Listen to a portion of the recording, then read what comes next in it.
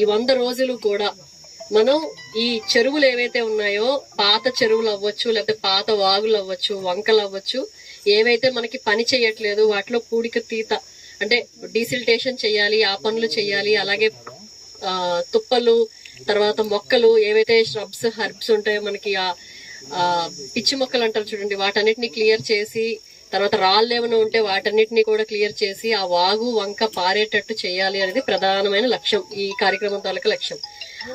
ఆ వాగులు వంకలు పారినప్పుడు ఆ వాటర్ ఏదైతే ఉందో ఆ నీటిని అంతటి కూడా నిల్వ చేయడం, ఎక్కడో ఒక దగ్గర నిల్వ చేసి అది భూగర్భ జలాల్లోకి వెళ్ళి అప్పుడు ఆ భూగర్భంలో ఉండే నీరు పైకి మనకి వచ్చే అవకాశం. అంటే మా టార్గెట్ ఏంటంటే జిల్లాలో మొత్తం 3 మీటర్లు తీసుకొని రావాలి, అంటే మనం భూమి తవ్వితే 3 మీటర్లలో నీళ్లు రావాలి అనేది మన ఉద్దేశం. సో దీనికి సంబంధించి 100 రోజుల యాక్షన్ ప్లాన్ అంటే ప్రణాళిక వేసుకోవడం జరిగింది. సో దానికి ఏంటంటే ఈ వర్క్స్ అన్ని ఐడెంటిఫై చేసుకొని మీలాగా అంటే ఈ కూలి పని చేయడానికి వచ్చే వాళ్ళని ఎంకరేజ్ చేస్తూ ఎక్కువ మందిని ఇన్వాల్వ్ చేసి తొందరగా ఈ పనులు చేస్తే మనకి వర్షం పడే టైంకి అంటే జూన్ మాసంలో వర్షాలు పడే అవకాశం ఉంటుంది. కాబట్టి ఆ వర్షం పడే టైంకి మనం ఇవన్నీ కూడా ట్యాంకులన్నీ తవ్వి ఉంచితే దాంట్లో నీరు చేరి కింద భూగర్భ జలాలు మనకి పెరిగే అవకాశం ఉంటుంది. సో ఇదండి దీని మొత్తం సారాంశం, ఈ ప్రోగ్రామ్ తాలూకా సారాంశం అనేది.